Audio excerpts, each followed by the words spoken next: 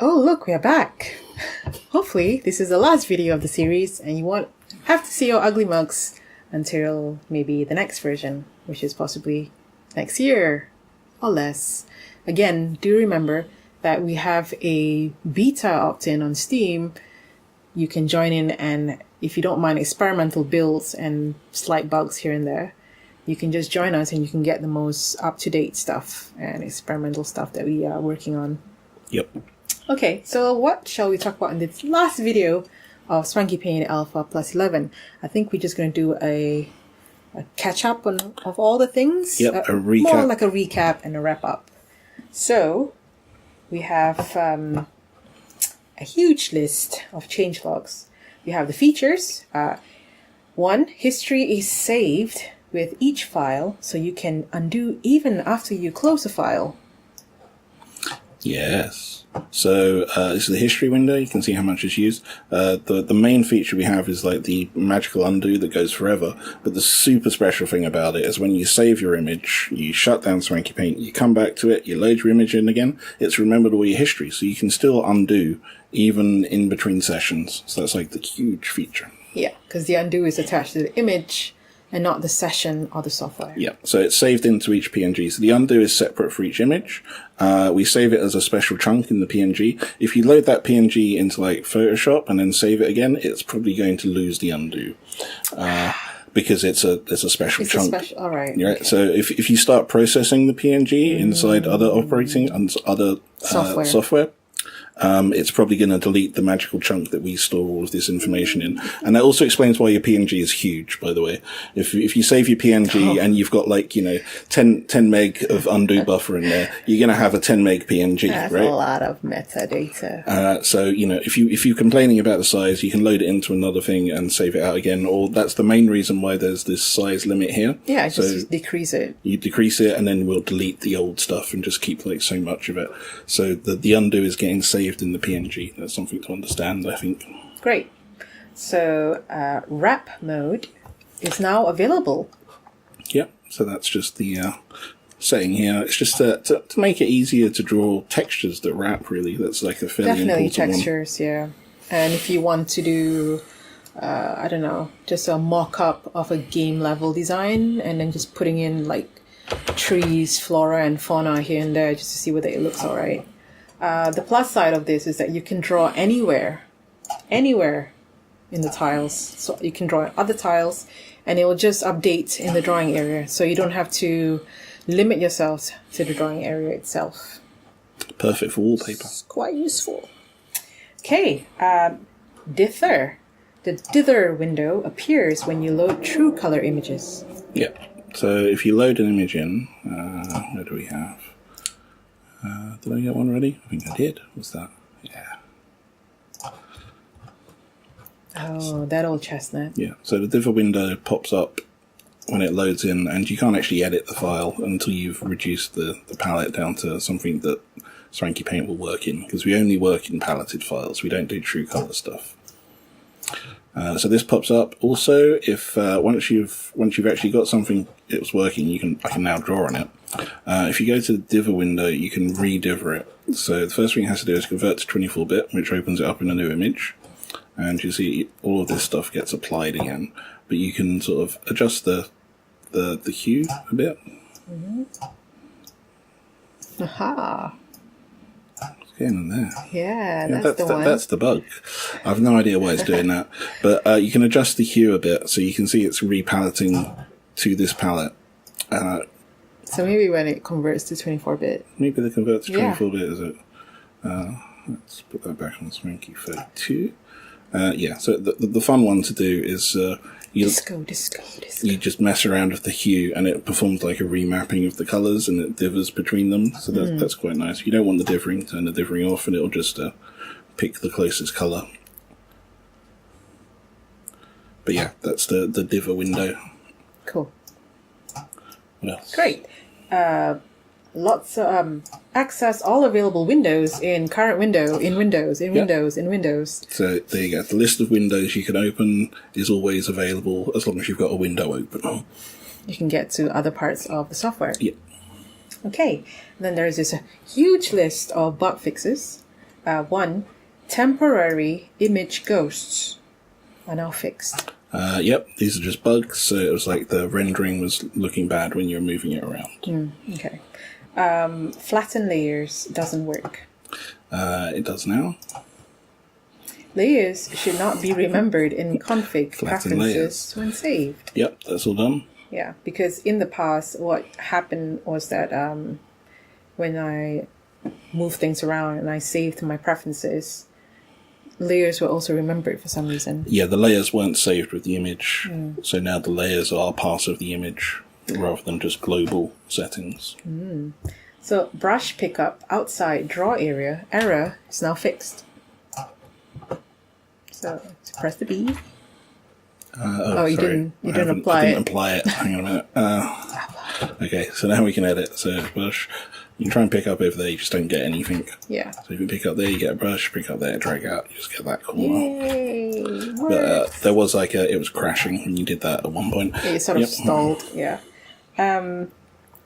Preferences for layers are broken, not copied from image to image, currently set to global. Yep, that was the same layer thing. Same so layer it remembers when you switch between images, all this layer stuff is remembered. So if you've added some layers on one, like that, as you move back and forth, you can see the number of layers changes. Yeah, it doesn't add layers to everything that's opened. Frame, add a frame doesn't work. Does now. It does now. And Shift 2 still works, but add a frame from the... Okay, it works. Okay, then we have a couple of Control-Z undo. That was all just problems with the undo. When we first implemented it, it was a bit crazy because it was a big feature. It's like swapping frame crashes the application as well. Yeah, there may be some horrible stuff in there, but so far I can't get it to crash reliably. Wow, that's good to hear. Sliders in colors doesn't change numbers to the right.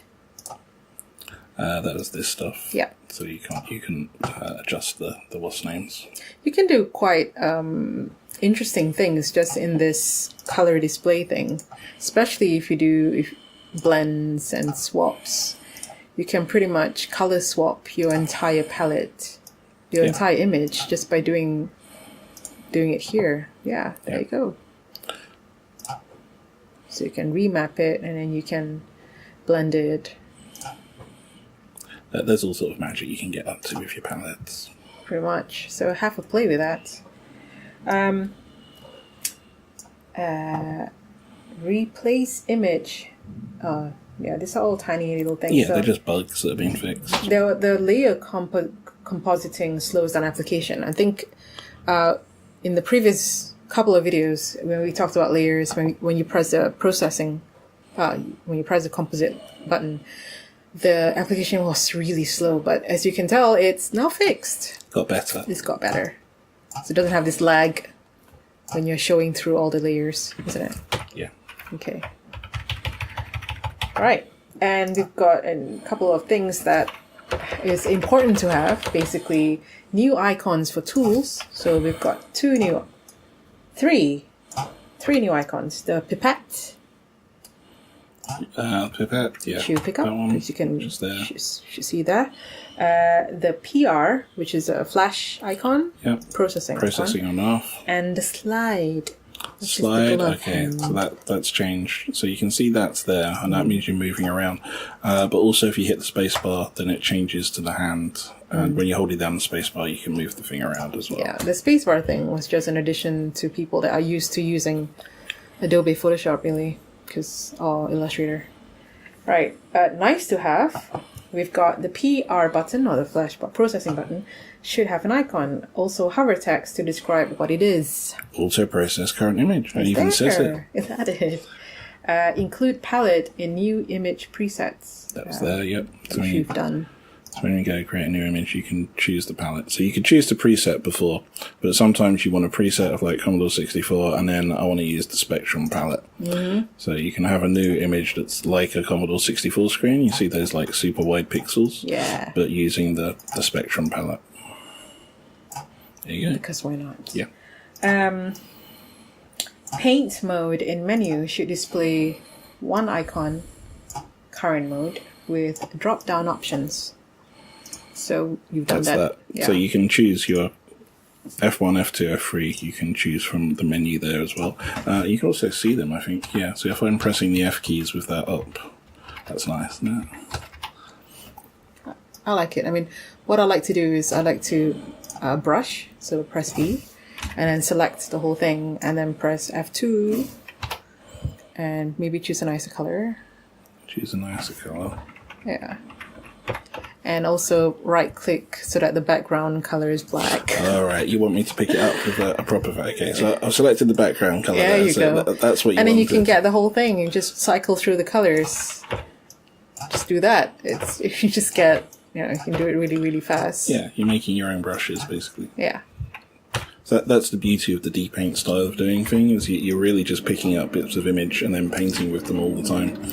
And you've got the different modes of drawing. So the flat color, or the colors you actually picked up. There's 3 modes in there, isn't it? So yeah, the difference is, see when you pick that up and it's like transparent, if you press F3, then the transparent goes away. So the default is for it to be transparent. Okay. And then there's just a flat color with transparency, and then there's like, don't ignore the transparency and just have a proper square thing, which is useful sometimes. Sometimes, but I rarely, to be honest, I never use F3 ever. I don't see the point. I'm going to take it out of the code. If nobody's using it, I'm just taking it out. I don't see the point. Yeah. Okay, and then allow dither for paletted files, which we've done. Yeah, so that's the thing where if you open the dither window, previously it just said no, but now it says convert. So you can convert it and then do strange stuff. Yeah. Move image preference to images menu drop down, and move image list drop down to image slider. Yep, so the images are now there. They used to be in a menu over there. Yeah, which was not. I think it makes a bit more sense. This makes a lot more sense. The other thing is that as we switch between images, I think you can see up there. So it's basically tells you what image you're on, which is not the best, but you do get a clue as to what image you've just switched to, because it sits there for a while once you switch to it. That's useful. So there's lots of tiny little visual clues in the UI user interface. You just have to look out for them. Yep. Great. And then the next version, we've got a bunch of stuff. Also, top tip, when you're opening, loading, or saving an image, you can edit the URL of the destination if you know where it is. So this is very useful for me. So what do you mean? Just type it in. Just type it in. You can just type it in. It remembers it in history as well. So this bit here, as you sort of move around 2 folders, it remembers them. So as you've visited them once, they turn up here. So it's remembered that, and that's something when you do a save. So you save your current window layout. It saves your current history of what directories you've been in as well. So you can save set this up with the folders you're going to use, and then you do a config save, and then the next time you load up, it'll remember all these folders. So it's like a really sort of fast access to the folders you go to time and time again. That's quite useful, yeah. Yeah, so we have a bunch of stuff for next version, which we didn't have the time to include it in this version. I mean, we can, but then the release will be like much later on. Yeah, we prefer to just release it now, which is this Saturday. And the other one is that reset file history. If you're wondering what that does, that takes away all the file history that you've just added in the history here. So it removes them, so you can get rid of all of the old folders if you want to start anew. What other options are there? Reset Windows as well. Reset Windows rearranges all the windows back to default if you've put them somewhere and you don't know where they are anymore. Yep. And preferences obviously loads up the preferences, which lets you choose where this window thing is here. The preview. You can see as you move it around, it remembers it, and you can choose between dark and bright for your interface. Yeah. So I guess that's all there is. I think so. I think that's an art package. Is that an art package? Yeah. So we'll see you next time for the next version. If you have any feature requests, please do just open a discussion and tell us what you want, and we'll see if we can add it in for the next version. Till next time. Should have ended on this every time. I don't know why I didn't. I forgot about it. Oh my god. Till next time. Bye-bye. Happy swanking.